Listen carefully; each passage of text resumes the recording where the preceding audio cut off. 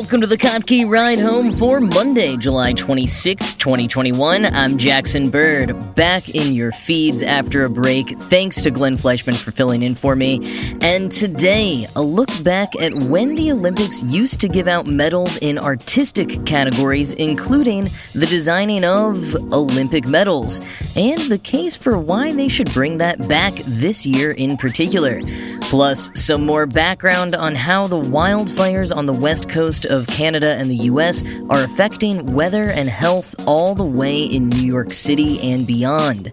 And the Cleveland baseball team has officially changed their name, something they used to do quite a bit of around the turn of the century. Here are some of the cool things from the news today. The Tokyo Olympic Games officially kicked off at the end of last week, and I feel a bit conflicted about this. The IOC's made a number of calls recently and historically that don't exactly jive with my views, and of course there's the fact that more than half of the Japanese population opposed the games happening due to concerns about COVID-19. As Wired said, quote, "The Olympics are one of Earth's great symbols of international cooperation. But this year, the Games are also a mass gathering in the middle of the worst pandemic in a century, where people from nearly every country on Earth will gather in a vast congregate living setting and compete in some close contact sports, sometimes indoors. What could possibly go wrong?" End quote. But the Olympics are proceeding nonetheless, and the athletes who have made it through the many IOC regulations and countless COVID tests are competing for a shot at gold, getting their chance to achieve what they've been working towards their whole lives. And there's a lot of excitement this year with the inclusion of a few new sports, including skateboarding, surfing, and sports climbing. And there was one part of the opening ceremony on Friday that definitely stood out to people. No, not the return of the Tongan flag bearer or his surprise competitor from Vanuatu, but the live-action miming sprint through the 50 official pictograms representing each Olympic sport. Quoting the official Olympics website, pictograms were first introduced at the 1964 Tokyo Games as a means of transcending language barriers to communicate information to visitors and participants effectively by using stylized figures. Not only were they used to represent individual sports, but Tokyo also used them to represent services that would help visitors get to where they need to be.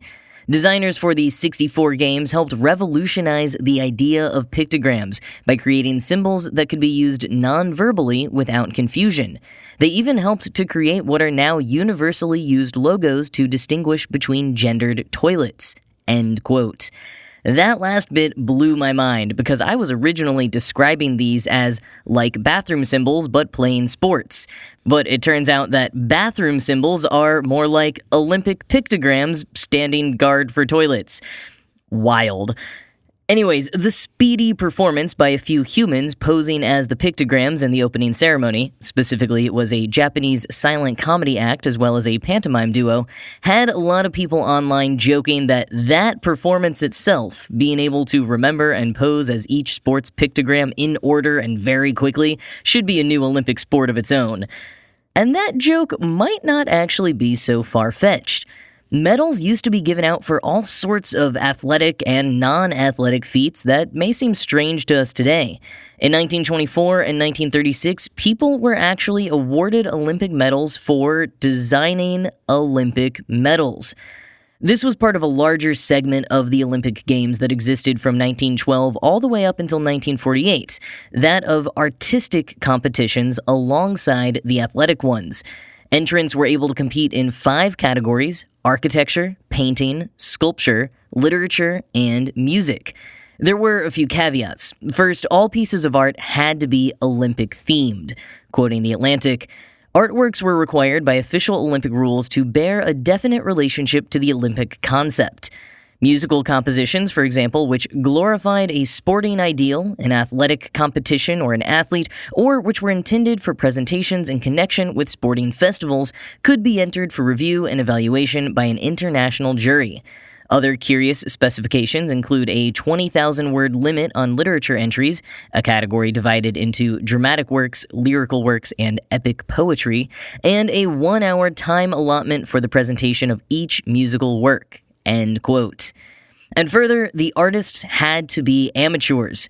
This was back when no one in the Olympics, artist or athlete, could earn money for their craft. The rules on athletes having to be amateurs wasn't relaxed until the mid to late 20th century, as each athletic event slowly started allowing professionals to enter, in recognition of how tough it was to train to an Olympic standard while holding down a job. That and the Olympics moving more and more away from modern Olympic founder Pierre de Coubertin's vision of basically well-rounded gentlemen competing in fun challenges of the body and mind. And all of that was basically why the artistic events were eventually scrubbed. Since professional artists couldn't enter, the quality of art being submitted was punitively not all that spectacular. Again, as many of us know, it's very difficult to devote time to honing a craft when you can't use it to pay the bills. And judges often withheld medals because none of the submissions were up to snuff.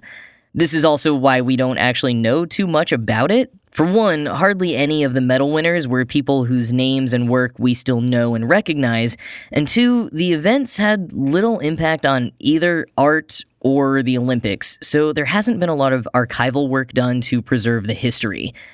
But while the art events were still ongoing, 3 men won medals for designing Olympic medals.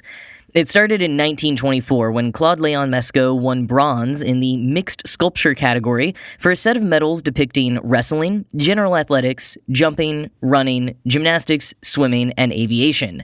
They each featured a different animal, and then had a small icon at the bottom showing a human engaging in the sport, which look remarkably like those pictograms Japan ended up designing in the 60s.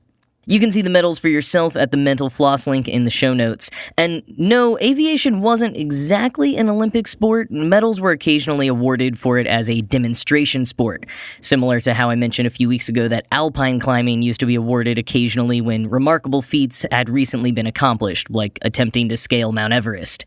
In 1936, medal designing was a category unto itself within the sculpture event. No one was good enough to get the gold that year, but Italian Luciano Mercante won silver and Belgian Josu Dupont won the bronze. Again, there's very little documentation of any of this. I couldn't find any photos of their medals, so the extent to which any of these medals inspired future designs for official Olympic medals is kind of unknown. But with artists previously having received medals for so many different things, including designing medals, maybe we could see medals given out again in the future for more creative accomplishments. Maybe not the human interpretation of the pictograms, but what about the original design of the pictograms themselves? I mean, they're still used every year and are a vital component of international communication at the Games. I'd say that deserves a medal. Or, hey, if we really want to kick it old school and give some medals for medals, this year marks the first time that medals being handed out to winning Olympians are made 100% from recycled consumer goods. Mostly the old cell phones of Japanese citizens who were encouraged to donate their used electronics for the cause a few years back. Quoting a Washington Post article from 2019 when the medal designs were first revealed, the 5,000 medals that will be awarded at the Games and Paralympics have been crafted entirely from recycled consumer devices. They are the first sustainable medals designed to resemble polished stones in Olympic history, organizers said. The move toward recycling has been underway for some time. Medals at the 2016 Games in Rio de Janeiro contained recycled material, with the silver and bronze medals made from 30% recycled materials, and the organizing committee for the 2010 Vancouver Olympics said a small fraction of its medals were made of recycled circuit boards.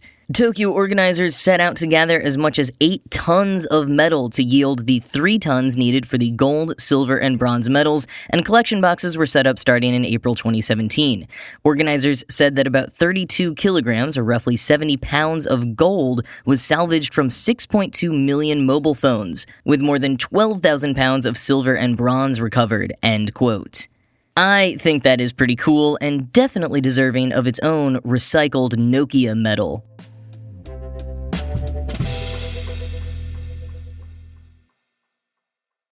As you all know, I was off the past 2 weeks on a bit of mini summer vacation. I spent the better part of last week driving across the country from New Mexico back home to New York. And it was sunny and hot for most of the trip, with the sun's rays searing into my field of vision for large swaths of the time on the first days of our journey. But on Thursday morning, as we drove out of central Indiana at dawn, our visibility was decidedly different. Even as the sun began to rise, it didn't get that bright. There seemed to be some kind of haze shielding the light. Pretty convenient for driving east into the sunrise, really. But then there was the sun itself. It was huge and bright red. It looked like the landscape of a sci-fi movie, when they imagine a different star or planet hanging low over the horizon of a distant land. Or really, with its clear-cut borders and gradient, almost like one of those retro striped sun logos. I wasn't checking the news or social media too much while I was on the road, so it wasn't until later that night when I was discussing it with friends that I realized what had happened.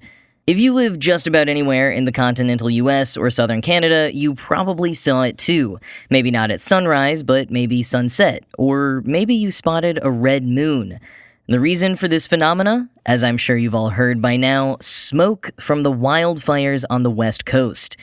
Mostly the Bootleg Fire in southern Oregon, which is the largest wildfire in the U.S. so far this year and has already destroyed almost 400,000 acres, or the equivalent of half of Rhode Island. Quoting the New York Times, more than 80 large fires are currently burning across 13 American states, and many more are active across Canada. Now, the effects are being felt thousands of miles from the flames. As the smoke moved eastward across Toronto, New York, and Philadelphia on Tuesday, concentrations of dangerous microscopic air pollution known as PM 2.5, because the particles are less than 2.5 microns in diameter, reached highs in the unhealthy range for most of the day. Minnesota was heavily blanketed by smoke from wildfires burning across the Canadian border, with the city of Brainerd and others recording hazardous levels of pollution, the highest designation of concern from the Environmental Protection Agency. Fine particulate matter, which is released during wildfires, and also through the burning of fossil fuels, is dangerous to human health. Breathing high concentrations of PM 2.5 can increase the risk of asthma attacks, heart attacks, and strokes. End quote. And still today, the weather forecast here in New York City warned me of poor air quality, with the main pollutant being PM 2.5. So that explains the haze that I noticed, but what about the red sun and moon?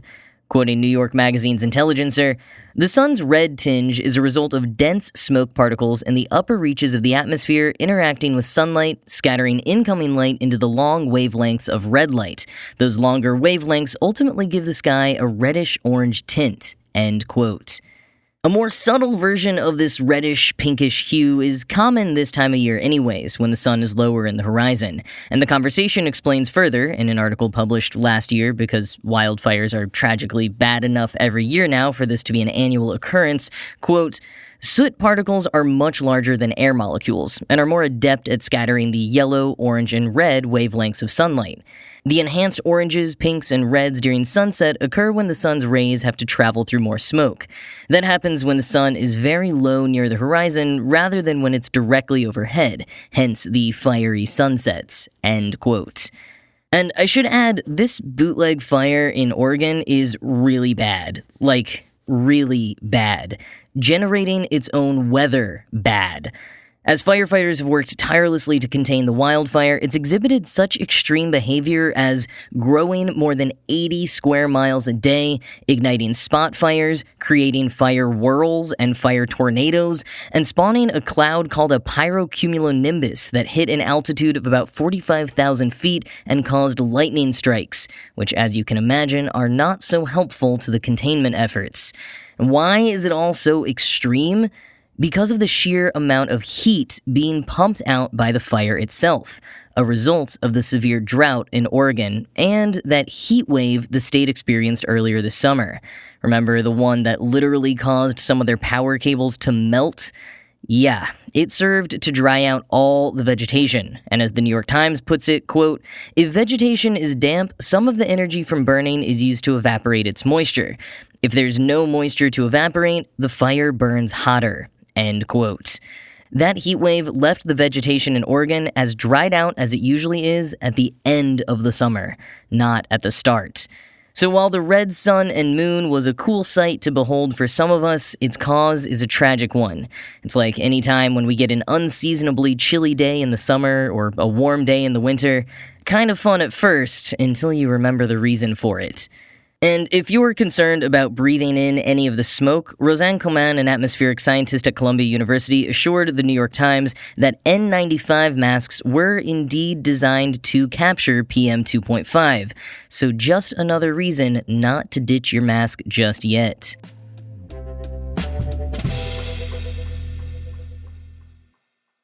In case you missed it over the weekend, here's some news that broke on Friday.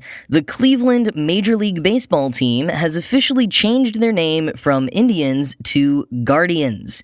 The change was announced in a video narrated by longtime fan Tom Hanks, who said, quote, "It's always been Cleveland. That's the best part of our name. And now it's time to unite as one family, one community to build the next era for this team and this city." End quote.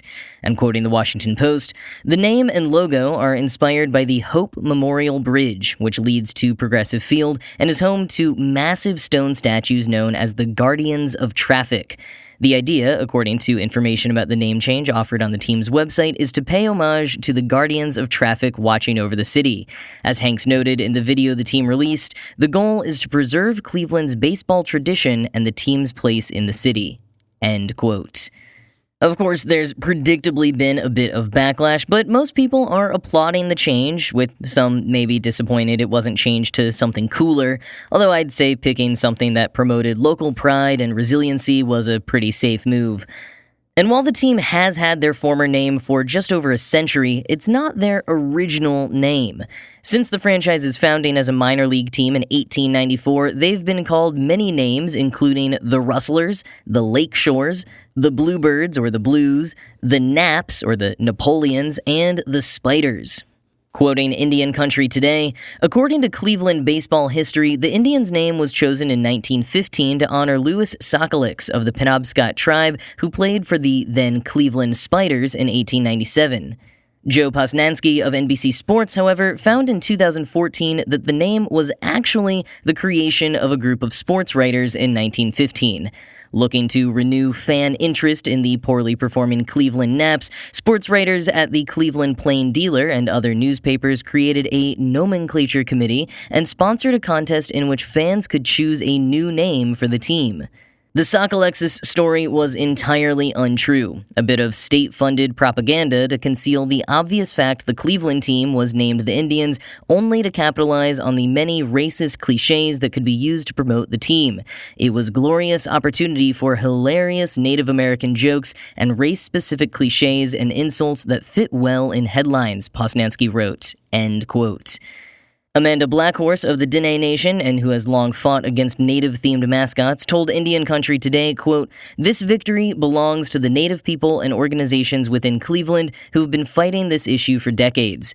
Although this change should have happened decades ago, I hope other franchises like the Kansas City team and the Atlanta team can learn from this and move away from Native mascots and slur names." End quote. The Cleveland Guardians will be retaining their team colors of red, white, and navy, and the full changeover will debut at the start of the 2022 season.